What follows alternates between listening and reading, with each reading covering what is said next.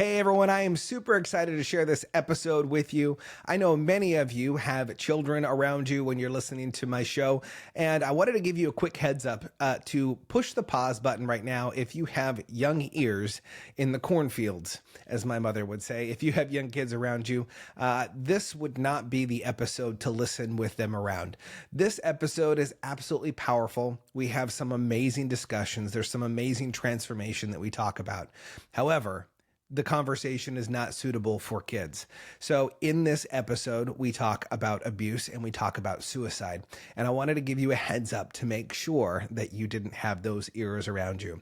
It's absolutely a phenomenal episode. I love getting to dive into Wendy's story. And I know that you're going to find some incredible value just as much as I did from just sitting down and talking with her. So with that, enjoy this episode.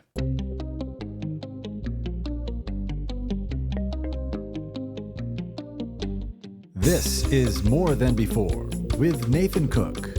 Hey everybody, welcome back. We have an incredible guest today. She is a transformational coach, speaker, an author of two absolutely powerful books. One of those books, Remarkable You, and her brand new book that is out, Unmask, Stop Hiding, Start Living. Man, it is a phenomenal book. She is a personality on two national radio stations in Australia. She has a huge heart for people who are trapped behind false identities. You know, we put these identities on, and she's the perfect person to come on to the show. And I'm excited for her to give us and share with us some of her wisdom that she has gained over the years. Wendy Burns, welcome to the show. How are you today? Oh, well, thank you, Nathan. How exciting to be here from beautiful Darwin, the top end of Australia. Don't you love technology that we can be so close but yet so far? Yeah, you know, it's so funny because I was thinking about this. Like, one of the things that I love about the ability to connect with people from all around the world is that with the topic that I love to talk about on the show is this piece of identity of who we're created to be and how we're supposed to live that out in our daily lives. And it doesn't matter if you're in Portland, Oregon, or if you're on the other side of the world in Australia. We all are searching for purpose. We're searching for meaning in our lives. But I think even more so, what most people don't understand is we're searching for identity. And that, man, once we find that identity, everything in life just starts to blossom. It starts to open up just like a beautiful flower. Wendy, when we first met, I mean, we had a lot of interactions of passing by each other. And I'm like, you know, Wendy, she's the really cool Australian gal. Like, I don't know, there's something about an Aussie accent that just is exciting to me. I don't know, Aussie and Irish. Those are the two accents that I think are just amazing. After we had a couple interactions here and there, we actually were at a conference together. During that conference, you and I were both going for an opportunity to speak on stage. I would love for you to tell the audience that story specifically, because it was one of the most raw and real moments. Like, and if I remember correctly, I remember you telling me actually that it was the first time you'd ever shared this incredibly deep and really emotional story in your life. Yeah, sure. It was a very emotional moment for me because my story, and I don't know if you want me to go into my story yet, but I'm just going to talk about what happened in that room, right? I had the absolute privilege of sitting next to this amazing man that's now facing me today on this screen, Nathan. And when you go for this opportunity on stage, you practice your talk, what you're going to share. And mine was a really personal, very deep story that I'd never shared with the world, right? It's not a story that you would freely say, hey, this is my story. Not until you put it in a book, right? Then everybody knows. And I had practice and practice and practice, and my turn came. And I went on stage and I couldn't even remember my words. The words they just wouldn't go together. They wouldn't come out. I was incredibly emotional with it because of the fact that I was speaking it out. And when you speak something out, it becomes real, right? Otherwise, it's just in your heart and in your mind. But Nathan kept encouraging me. You've got this, you can do it. And our speaking coach at the time kept saying, come on, you've got this. You have another go, have another go. And the kindness of that gentleman and the kindness of Nathan got me to stay behind when everybody else left. And I had the opportunity to practice it. and I was called up on stage. So for the very first time, oh gosh, it brings tears to my eyes, Nathan. I got to share my story of how the world tried to rip off who I was created to be, which was a incredible moment of standing on stage. But it happened because of the encouragement from Nathan, the encouragement of our friend called Roddy. We never know what we'll do by encouraging somebody. And because of that moment, and because of the standing ovation my story got in that auditorium, I realized that my story had power and that my story was one that needed to be shared. Man, and you guys, like, her story is just so heart-wrenching to hear, and the transformation that happened in her life is just absolutely spectacular. And we might get into that a little bit today. We'll see where the conversation takes us. But I do remember very specifically sitting in the audience. You know, we had this interaction. You know, she kept going over her talk over and over, and I remember just seeing you going, man, like, it's okay. Like, there was an emotional piece where you're like, I'm trying to keep myself together on stage because I want to be professional. I want to be able to share it without getting highly emotional, right? I want to control myself. And if I remember correctly, it was something along the lines of like, that's part of your story. It's raw, Yeah. it's real. That's what's going to connect with people. And I remember there was a specific point in your talk. You sucked the air out of that room, and every single person just gasped. And your story, because of the people that were involved in that story and all the particular pieces, to go through that kind of piece as a child, I think is just crazy. But then for you to turn out who you are is amazing in itself. You know, your life has had a lot of these ups and downs. I'm curious, you know, we could go into that story. We can go and I think you have a lot of stories that kind of revolve around this, but I'm curious, what are some of those big stories that were early on in life that you reflect back on and you say, man, because this happened to me, right? Not necessarily that you made it happen, but it happened to you, you experienced it. What were some of those identity pieces that you picked up along the way that you continue to carry as you grew older into an adult? And that's a really great question, because isn't that what happens? I think it's Oliver Wendell Holmes that says we're tattooed by I know I'm quoting it wrong, and I've used it when I've spoken, the environment we're born into. We're tattooed by our tribe, right? And so I was tattooed when I was born into a tribe. Like, we are created, and I'm a woman of faith, we're created to be a certain way. We're created with a purpose and a plan. But then you're tattooed by the things of the world. And so the things that come and they mark you, they imprint upon you. So the things that were imprinted on me by my family, by a father and an uncle, and then life, and lots of suicide in our family, lots of not so nice things. And I was on that same path because we become marked by the world, but we need to go back and find out who we were before the world told us who we should be. So I was told that I should be the same as my parents, alcoholic, that when life got tough, you took your own life. You know, you had a choice. You could live or die. It was a choice. It's not a choice I've made, obviously. But it's what I was tattooed with. And we hear it often say, you and I will know the phrase, the law of the picture, what you see is what you do. And so when you see somebody do something and they're the ones that are impacting and speaking over your life, you think that's what you need to do, but it's not. So they were big things for me that took till I was 34 to realize that I actually had the power of choice. The thing that we have in our hands is, what do we have to do? So nothing just says, here you go, magic wand, it's all better. For me to realize that I could actually change who the world said I was going to be. And I could go back and peel back the layers, which I had to start with my attitude, right? I had the worst attitude because the world owed me so much, because I'd been so damaged by the world as I grew up, that I had a really stinky, smelly attitude. And so attitude was one of the big things for me that gave me a shift and the realization, and it is for everybody, and it's something that I base everything that I do on, is we have a power of choice that's in our hands, and we don't often use it. We think that we have to accept what comes at us. And that's what I was doing. I was guilty of that. And it took me a long time to fully get it. And I'm still learning. Like I became a really high functioning control freak. I had to control everything because of everything that had happened to me. So I've had to learn that, to let that go and put my trust in another place. You bring up some really good points about attitude. So many people their attitude is a response to life. So many people want to react to life situations with their attitude. Their attitude changes, in a moment because they are reacting to what is happening, right? Life is happening to me. I love that you say this because I think a lot of people fall into this category of the world owes me. People owe me because of all of this hardship and all of these things that have happened. And we have a lot of people that are saying, this is what I'm owed, when in reality, you actually need to look at this as more of a response to things and situations in your life. Our attitude should be a response to those things.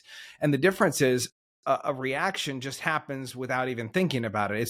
It's basic instinct, right? Which basic instinct, it doesn't really serve us well most of the time. No. But a response is something that you chose way before the situation even happened. And you're saying, you know what, this is who I choose to be. Whether someone wrongs me or whether someone hurts me or says something wrong, this is how I'm going to show up. So I love that because so many people are not in control and they feel helpless. What was that kind of like for you growing up? Like, what were some of those moments that you felt helpless when you were younger? And then as you became older, you started to say, you know what? I can actually start to own these things. I can actually own who I am. And Nathan, it would be, the absolute helplessness that I felt. Can I talk about it? I can't not talk about it. When my father committed suicide in front of me and got me to participate in that by handing him his gun, right? 13-year-old helpless situation. I did not know what was going on. And that same night, we stayed with an auntie and uncle, and the kindness of my uncle, his way of comforting me was to rape me. So as a 13-year-old, I had this sense of absolute helplessness that was imposed on me by somebody else's desires, thoughts, behaviour. And when those things happen to us, that's a traumatic story. Everybody has a story of some sort. Maybe worse than mine, maybe better than mine. Doesn't matter. Everybody has a story. But when other people impose choices on us that are not our choices, how often do we, whether we're a child, teenager, adult, we pick up responsibility for somebody else's choices? And it took me a long time to realize that I wasn't responsible, even though I wore that responsibility, like to the point that it nearly took my life, to realize that I'm not responsible for somebody else's choices. And I love this statement, and I've written it all through my book and my new journal. I choose to know who I am. I choose to know my responsibility.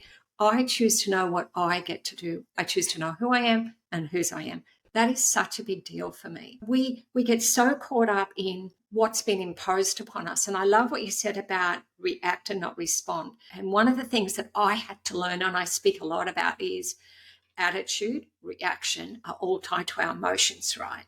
And so we become emotive and we respond in the feeling of the emotion. But our emotions don't always tell us the truth, right? They often lie to us. And for me, my emotions were telling me years down the track, when another thing happened, that there was only one choice, and that was to take my life. That was such a turning point for me to realize that what I was feeling wasn't truth. And how often does that happen to us as adults? What we're feeling isn't truth, and we have to peel back the emotion and say, well, what's the truth of this circumstance that I find myself in? What's the truth here? What's this about? And that was such a turning point for me that took me on the road of where I am today. It's so powerful that you say this because so many people right now are so lost and what they're feeling isn't truth, right? We have so many crazy things going on in this world, and there are things that people are falling into, these beliefs that aren't real, and people are falling into them, and they're swallowing it hook, line, and sinker, right? It really is crazy because I really wish that people could take a step back from their circumstances and do what you're talking about right now. In fact, I'm actually curious, what would you say to someone who maybe wants to question that piece of truth of like, is this true in my life? Should I be believing this? What was the process that you went through in your life? Maybe back when you were wrestling some of this stuff, what did you start to go through? What questions you asked that helped you to process what was truth versus what was a lie or what was a falsity? And that's another great question. It's so important. And I teach on this particular question all the time. So we have to peel back, we have to stop in the moment, stop and think about, okay, this is what I'm feeling. But let me just peel back the feeling, and we name the feeling. So you could say, if we name it, we actually, when you name the feeling or name the emotion, it actually diffuses it. It takes the sting out of it. So I'm angry. Okay. So why am I angry? What is the truth of that? Am I angry because my husband left all the dishes on the sink and didn't pack the dishwasher or wash up while I was at work? Making light out of it, but you know what I mean. Am I angry? Hey, don't be that? bringing me into this here, Wendy. You can't just be don't tell everyone that I'm doing that. Let's keep this a secret. Or No. is the fact that is the truth that I'm really exhausted. I've had a big day at work. I've come home. The traffic has been bad. I've come in. The kids are crying. The dishes are on the sink. So what am I going to do? I look at the sink and I take it out on my husband. If I just stop for a moment and breathe, what is the choice I've got here? What's the truth? The truth is I'm tired. No, there's been a lot going on. What if I stop and just look at the truth and not get caught in that roller coaster or that wave that comes of emotion? Because emotions are like waves, right? We get to choose which one we'll surf. And some we should surf. There's some emotions are not all bad, but we learn to shepherd them in a different way and just stopping. And what's the outcome that I want? Okay, the dishes are all over the sink. Do I want to have a fight with my husband? Or what is the outcome that I want in this situation? I want a peaceful home. I want a peaceful dinner. So maybe we pack the dishwasher together later, whatever it is. But you just come back and you shepherd your emotion in a different way. You just don't let it drive the bus, right? Or we don't let it take us surfing on every single wave of emotion that comes at us. Lots of analogies there for you. I love the analogies, though. Like they're just so solid. And like just imagining the waves of emotion constantly moving that kind of toss you around. And I love this practice that you give everyone because it is so practical. Like and not just thinking in your head of going, oh, that's anger. We're like literally speaking out. I'm experiencing anger, right? I'm experiencing sadness. And what's interesting is there's something about like speaking it, even writing it out, hearing it apart from you and seeing it away from your body. There's something about that where you can actually start to process that and go, okay, this is really interesting. How do I want to move forward with this? By the way, this, if you guys are listening, which I hope you are, really intently taking really good notes, because she is dropping some seriously good stuff. This is huge. When you are even in some kind of altercation with a spouse or a loved one or a friend, you have to ask yourself, if you're extremely emotional, you have to ask yourself, what is the outcome that I desire? Yeah. Because immediately you want to lash out, you want to make your point, you want to be the one that is right, whatever that is, that emotion that causes you to go, you've got to stop, pause for a moment. And you have to ask yourself, what do I really want in this situation? Do I want a household? Do I want a friendship? Do I want a life that is constantly in conflict? Or do I want to be okay with just letting this go? We can talk about this in a moment where we're both not heated and move forward with it. Oh man, that is so remarkably good. There's two words I hear people talk about that have had a lot of past trauma, a lot of things going on. I'm not a psychologist, but I have met a lot of people, and just like you, who have had a lot of hurt in their life. And there's two words that I think that we use interchangeably. We use them synonymously. And those words are guilt and shame. Wendy, I know that you've done quite a bit of work on separating out what these two terms are, guilt and shame. For the average listener who might be using them interchangeably, how do you define what guilt and shame is? And how do you work through that once you've identified which one you're dealing with? And these were words, guilt, shame, that became little demons in my soul that stayed there and tried to control my life, to be honest. Guilt and shame are nasty little creatures.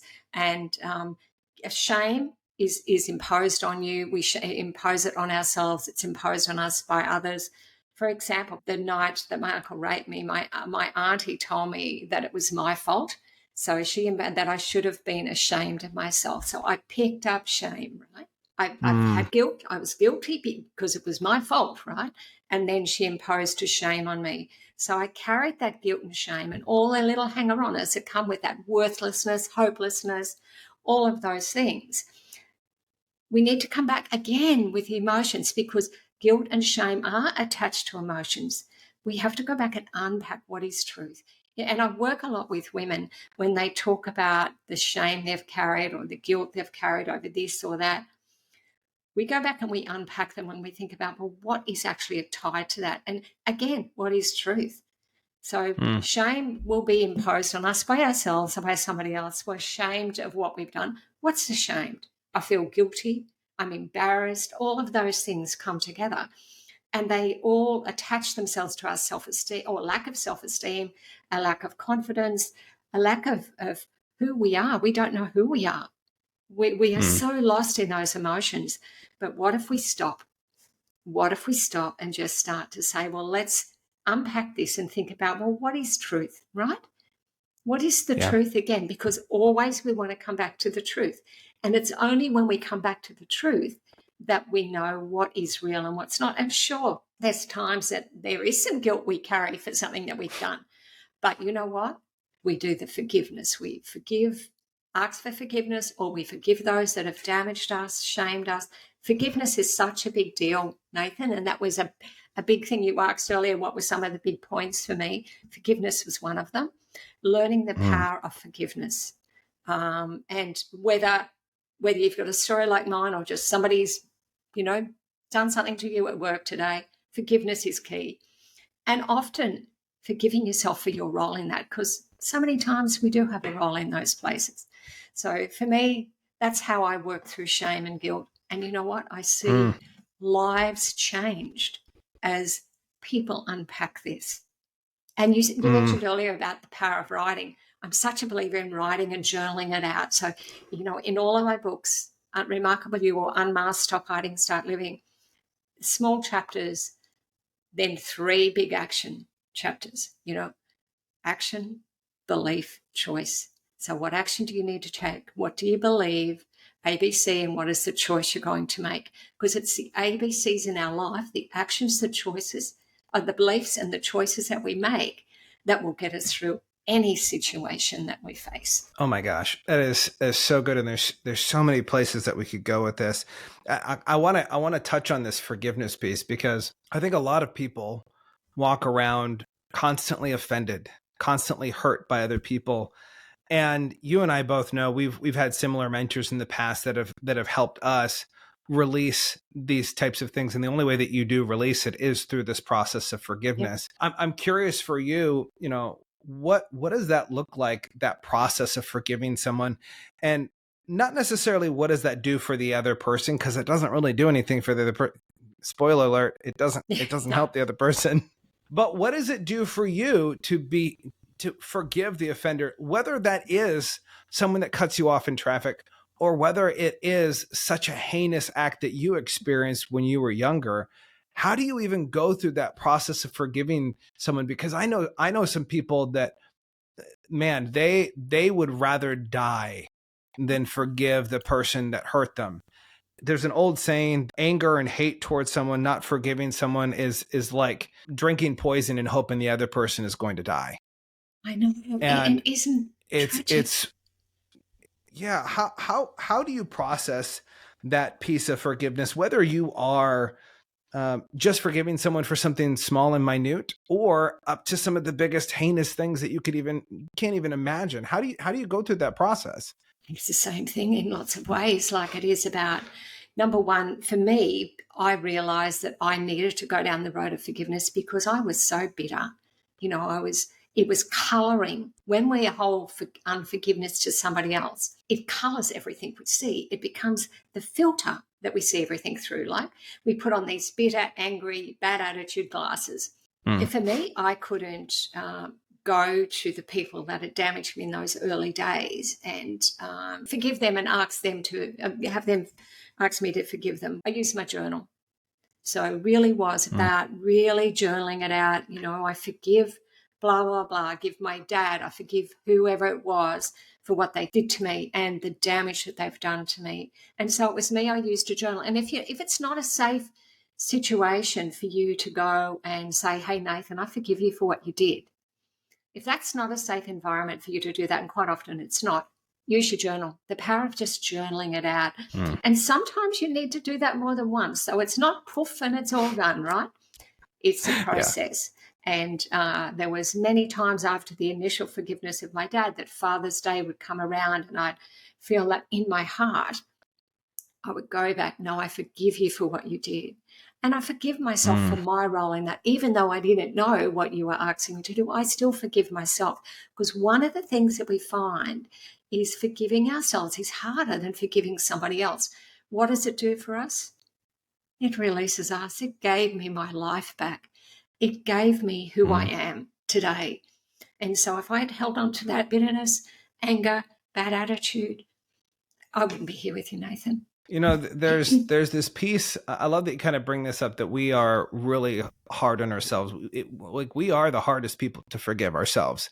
And I think this kind of comes in kind of a two-part process here. First of all, you have the things that happen to you outside of your control, right?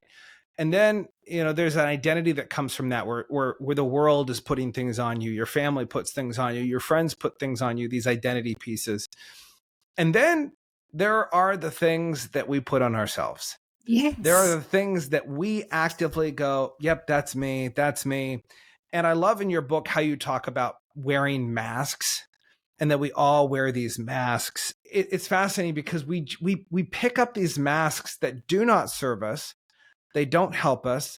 They don't help anyone else around us. And I'm curious, why do you think people choose to wear masks when they could literally just take them off? Why do people choose to put on these masks that don't serve them? I think it's easier sometimes than to face what we need to work through, isn't it? We put on a mask because I know for me, nobody knew what I was going through. I put a mask on to say, hey, I'm okay. Look at me, I'm good. But underneath, there was so much grief, anger, shame, guilt that I carried more every day. If I'd let my mask down, oh my goodness, people would reject me. There's that fear. And fear's a nasty thing. And I think we need to speak about that. Fear will keep us trapped behind our masks. If we put on our masks because we're fearful of the fix, fearful of what it will take for us to get healed, to work through this marathon journey that we're on, right? So we keep our mask on. We're fearful that we'll be rejected. Nathan, I was sitting in my previous church before we moved to Darwin, way back in the days when things were really bad, contemplating suicide. Because if I told anybody, oh my gosh, they would reject me, right, if they knew my story. A lie, a lie, a lie. It was a feeling, emotional lie. It wasn't my truth. And so we wear a mask to hide what's behind us, and we wear more than one, don't we? We wear one for this situation and one for that situation, to the point that we don't know what we're wearing anymore, and we lose our identity. We said that in the very beginning. We have all these false identities. And it was only as I dropped my mask that I realized that I am actually a really good person. And I have the power to turn what was meant to take me out to now empower others to know their truth of who they are.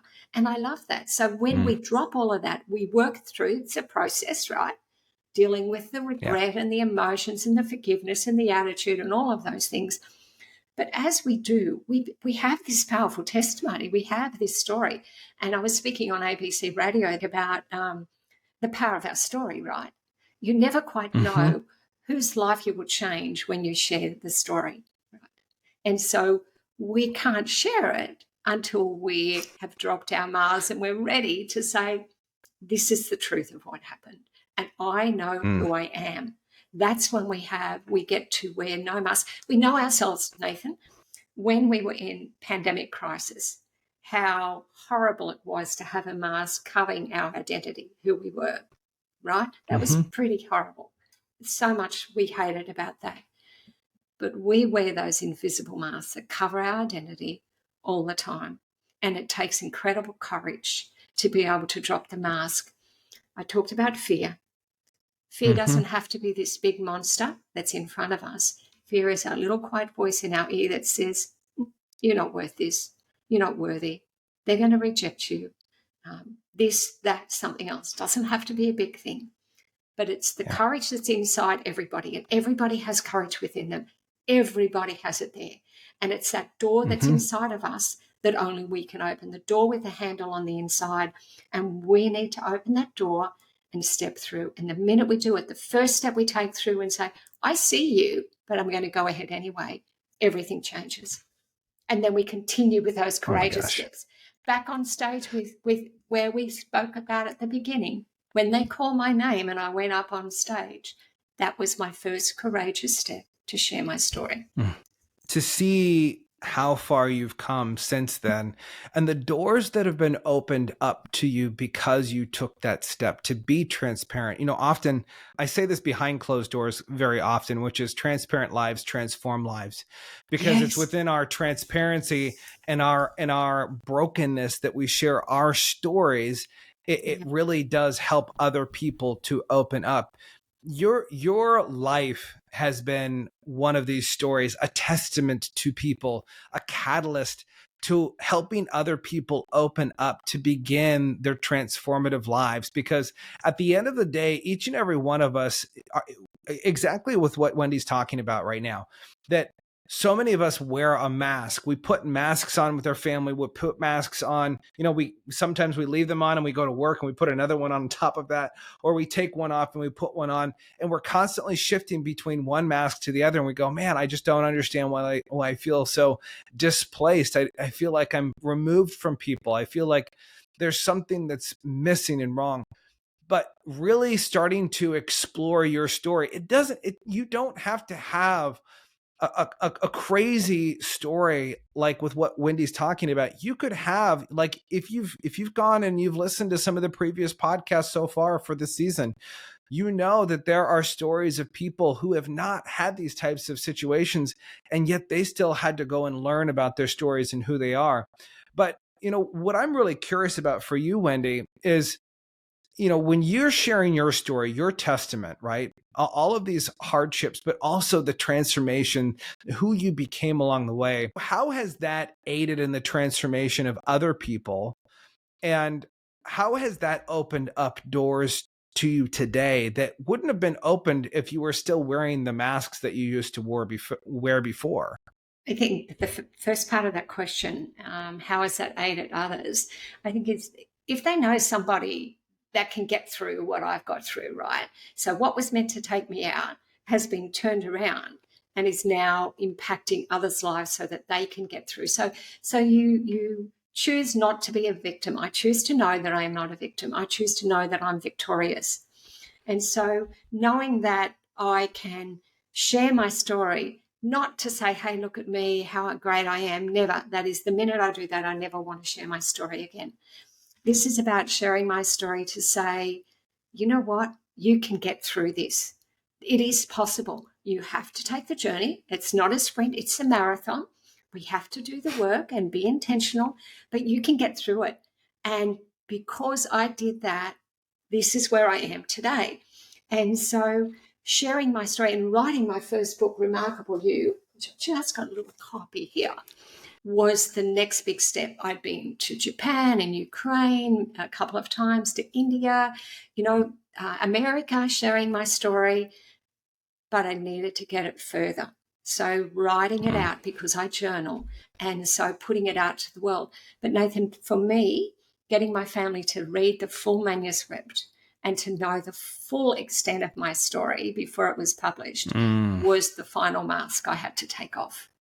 And so they got to read my manuscript of my first book before it went out for publishing, so that they would know the depth of my story. It has opened incredible doors.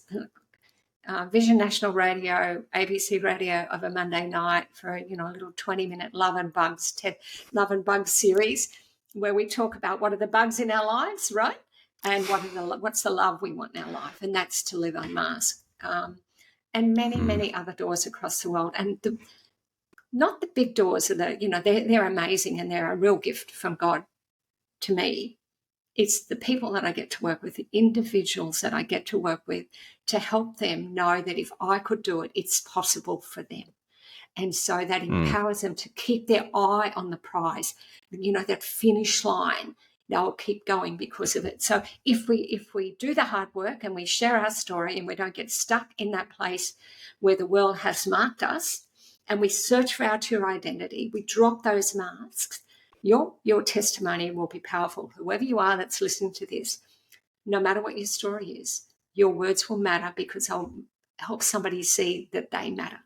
It's so good. It's crazy to see how far you've come. Like if you were like, go get both of her books, because to hear her stories, to hear her journey, it is such an encouragement to anyone in any aspect of life to go exactly with what she said. If she could overcome this, surely you can overcome. There are people today that still are experiencing hardships and frustrations and hurts and all these pieces. And they're making the conscious decision to change, to do something different. Whether that's within their attitude, whether that's how they're showing up, whether that's in breaking generational, Yes. hurts and bondage that comes up. Yeah. There are so many things that we carry from our past that we need to let go of. In fact, that actually is a question I want to ask you here, Wendy. To the lay person that doesn't know you, you weren't always this bright and shiny person. Like you weren't probably always this great as an orator, being able to speak, right? Like your education, if I remember correctly, was not stellar. How did you, tell us where you started, even from an educational point to where you are today? Because for myself, I grew up thinking that I was dumb, that I wasn't smart, even though there were people around me that said I was smart. I never felt like I was smart. And even through all of my schooling in high school and college, I never felt like I was smart enough, which is crazy because people today, we have these conversations and they're like, wow, that's really amazing what you said. And I'm like, well, obviously it's not me. That's got to be a God thing at the end of the day. And, but they look at me and they're like, no, you have some really great insight and words to speak. And that has been a challenge my entire life. That's been an identity piece that I've had to let go of. So for you, what was your journey through education to get to where you are today? In terms of education and knowledge and wisdom and all those pieces, what have you had to release in order to pick up what God has called you to deliver today? Another great question, Nathan. Look, I had no education. I went to high school to about year 9. So I looked after my mum after my father had committed suicide. I looked after her before she committed suicide many years ago on my birthday, on my 18th birthday. So I picked that role up. So I didn't have any education. I went straight into the workforce, which was pretty dramatic for a 15, 16-year-old at that time. So I didn't think I had anything to give. And that went on for quite a while. And I started to put myself through some technical school training, a little bit here and a little bit there, but still thinking I had nothing that was worthwhile. So I come from no masters of degrees or anything like that. I've got life degrees. I've put myself through a coaching program, so I know how to intentionally coach. I'm a mediator. I've put myself through that. But even those things, they're just tools, right? They're just tools. What I've done is I've learned to listen, and I've learned to become who I was created to be before the world told me who I was meant to be. So I needed to come back and find out who that was, and so that I could live fully in my purpose. So it doesn't matter if you've got no education. You will find a way, but you need to take intentional action. And it was me taking, how can I learn? What do I need to learn? How do I apply that? What does that look like for my life? How do I help somebody else apply that if I don't understand what that means? So it's been a process. and one that I'm still on. Like, I hope I get to do Yeah. this till the day I die, to be honest, because I love what I get to do. But it's been a journey. It's a marathon, and marathons are not always easy. Sometimes you trip over, you fall down, you get back up. As long as you finish, it doesn't matter about the times you fall over on the journey. The fact that you get back up and you keep going, and that was key for me, is get back up, get back up, and get back up. And so that's what I encourage people to do. Okay, we might take 3 steps backwards, but next time we're going to take 6 forward. So that's what my journey has been. I love your transparency throughout our entire conversation. You know, it's funny because when you meet Wendy, she's so kind, she's so open-hearted, and she just has these eyes when she stares at you, she looks at you, you know that she sees you. You know that you're being heard. You know that she is hanging on every single word because she truly does want to know your story, because she understands how important people's stories are. I want to ask you this question because I think it's funny to me, because I have seen you in some pretty amazing circumstances, being asked to come up and talk about a value of John Maxwell. Yep. You shared the stage with John talking about attitude, if I'm correctly, you know, which is funny because this attitude piece is truly one of those things that is like at your core of understanding, okay, like I'm in control. And so from your perspective, because I think most people looking at your story would go, oh my gosh, like you have some great success. You've overcome some amazing things. Like rah, like let's give her a round of applause and cheer for her. But I'm curious, from your perspective, what has been your greatest achievement in life up till this point, where we are right now? What would you say your greatest achievement is? Besides my family, right? My husband, my children, my soon-to-be 14th grandchild. So we've got a big family. So the fact that I have this generational inheritance has changed. That's been a huge achievement. So just pop that aside. It's hard to put that aside, isn't it, really? Because that's my life. But I mean, that is a huge thing. It's not, I don't think we should ever discount that, because I think we discount that too much. We discount the personal side. So I think I'm going to give you 2, you know, what are the 2 greatest achievements? So you've got family. We're going to put that right up there. My family, and breaking a generational inheritance that would have taken my family the same road as my mum and my dad and my 2 sisters that have all committed suicide, right? I broke that generational inheritance. So that is a huge achievement for my family and the generations to come. The second one, oh gosh, there's been Australia Day Awards for being kind and caring to people. But I think my books, Remarkable You and Unmask, have been putting my life out there in the world for everybody to see, has been a big deal for me. And not only a big deal of writing it and getting it published with some of the most amazing publishers that we know, it's knowing that I had the courage to do that. Once it's out there, you can't take it back, right? You can't take it back. So I had the courage to put it out there with the outcome that I wanted. Remember, I went back before about what is the outcome that you want? And that is to help people find their way, to help them know who they are, and to help them know whose they are, and to drop the mask and fully live in who they've been created to be. I think that's my greatest achievement. It doesn't matter about the radio stations and all of those things. They're absolute incredible blessings that I never take for granted. But the fact that somebody would buy my book and then work through the action steps and then reach out and say, you saved my life, you changed my life. Nathan, I went to Ukraine. My second trip there, I was sent out into the middle of nowhere where the plane crashed afterwards. And I had a lady in the audience that heard my story, and she said she was going to go home that night and commit suicide because she felt like she had nothing left to live. But I brought her hope. I brought her hope by sharing the story of being able to get through. So it was the fact that I shared a story so she could anchor to a story of hope. See, we never quite know, do we? We don't know who'll listen to this podcast and say, gee, I needed to know that I could drop those masks and find that I have a life on the other side of it. And you know what, Nathan? Mm. I wouldn't change any of my life. I wouldn't change any of the bad things. And there's been a lot more than we've spoken about today. I wouldn't change any of it because it's made me who I am. It's absolutely so powerful. And I'm sure that you guys can feel it right now.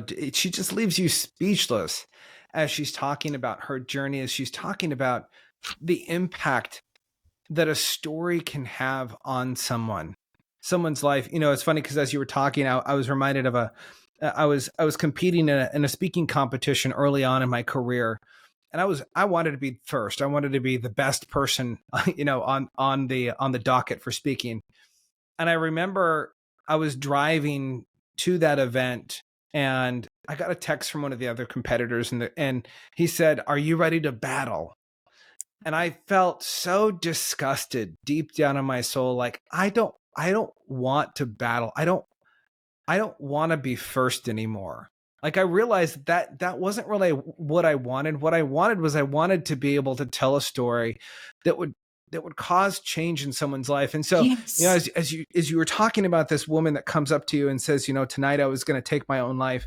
It reminded me of this story. You know, I had told this story at this conference about the need to forgive, the people that are around us that have hurt us. We need forgiveness from others sometimes for the wrongs that we've done towards others. Mm. And then this last piece that I think was not expected was we need to forgive ourselves, because at the end of the day, we're our worst critic, we're our worst judge, and you ultimately have to give up the judge's seat and give it back to God at the end of the day. Because Yes. you and I were so bad at being a judge. We punish ourselves, we knock ourselves down, we say, you're just going to continue to pay the price for what you did wrong. And you gotta forgive yourself, and you gotta go forgive other people. And so I was speaking, you know, I just rewrote my entire speech 24 hours before the competition. So at this point, like, I didn't think I was going to place, which I didn't, and that was completely fine. But here's the kicker, Wendy. I think the conference was still going on, and these two older women, to me, they were older. They were probably maybe in their mid 60s, so they're still pretty young. But they came up to me while another talk was going on, and they said, "Nathan, we just wanted to tell you, we know you probably didn't win, but we left and we had to go call our sister. And we wanted to ask for forgiveness, and we wanted to mend that relationship because we realized that life was too short to go on carrying what we were carrying." And my gosh, Wendy, when you have those moments of sharing transparency, of sharing parts of your story that open people up to change, to be able to wrestle with those things, there is nothing like it. But it always comes back to this piece of you have to be courageous. Yes. You have to step out and have a vision for what God is calling you to. You may not know like perfectly in HD what it might be. It might be a little bit blurry. It might be a little bit fuzzy at the end of the day. But at the end of the day, we have to have a vision of, you know what, I'm going to tell this story. Even, you know, I love Les Brown. Les Brown stands on, early on in his career, he would go and he'd speak at a place, and it wasn't enough. And so he'd go out and he'd speak on the corner of the places that he was already, or he'd go to, you know, another part of town, and he just starts speaking on the street corner because he had this desire in him to fill people, to help people change, to be different, to make a choice. And I love that about your story. I think it's so powerful. I have one more question here that I want to ask you, Wendy, but like, I so appreciate you coming on, being transparent, sharing your story, because I know so many people are taking some amazing notes. They're writing voraciously, just like, oh my gosh, this is so good. All the wisdom that she's just pouring out. I absolutely love it. But before I ask you this question, I want to ask all of you that are listening right now, I want to encourage you, go check out Wendy's website. Go check her out, and you are going to find her books there. But actually, you know what? You don't even have to go to her website. You can actually go to Amazon and you can order both of her books. And I encourage you, get both of them.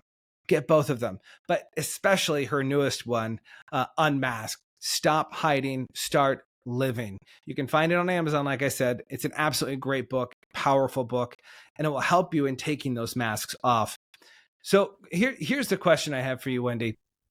You've had a life filled with all kinds of obstacles. We've talked about some of them. There have been some little things here that you've kind of dropped into our conversation that if you go back and you re-listen to this, you're going to go, oh my gosh, that was something else. Like, I can't believe that. You have taken off the masks that you have worn for so long. And you're truly starting to shine, and you're truly starting to reflect God's truth in your life. What would you say to the person who's wrestling with their identity right now? That they feel like they have to wear a mask, that, man, I can't just put this down. I can't show people like this thing deep down inside of me. I will get rejected. I feel like I will. How do you tell them to start their journey, to look in the mirror again of who you were created to be, to step out in courage, to have that vision? What would you call them to? It's a great question, and I want to be really wise with my response. I want to say, start to believe in you. Start to know that when you drop your mask, because you will need to drop your mask to be able to become all you created to be. Let me speak to you. Let me speak to the person that's having trouble dropping their mask. That's a mask that somebody told you should wear. You were created to be more than that. You were created with a purpose and a future. So if you have the courage, tell the fear to get lost. Doesn't matter. I can hear you, but you're not going to make any difference. I'm going to squish you with my feet and jump over. Drop your mask and start to tell yourself the truth. Choose to know who you are and whose you are. Choose to know that you are worthy and incredible and amazing and wonderful and beautiful in who you've been created to be. Don't believe the lies of the enemy, because they're meant to take you out. Believe the truth and start to journal on your truth. Start to think about, who am I under this mask? Start to write that out. Use your journal. Start to find your identity, because your identity is worth it. It is, imagine how people will see you when they see your identity, but it has to start with you, and you have the power of choice. Grab my book. Not that I'm in about selling the books, but it's about the actions. You know, I speak about emotions and remarking your life and regret and the movies we play over in our lives and all those things that want to keep us stuck. But take the action steps, the A, B, C, and that will help you drop your mask, because you are worth it. So amazing. Go get her book. Remember, actions, belief, choice. Get the book, dive in a little bit more, and really start removing those masks. Wendy, my friend, thank you so much for being on the show. For all of you listening, remember to subscribe to the podcast, like it, share this episode with someone. There is someone in your life right now that needs to hear exactly what Wendy just dropped right now. It is so good, and so many people can benefit to this wisdom, to this bright, wonderful woman who's just shining light on the world. Until next time, be more, see more, experience more together.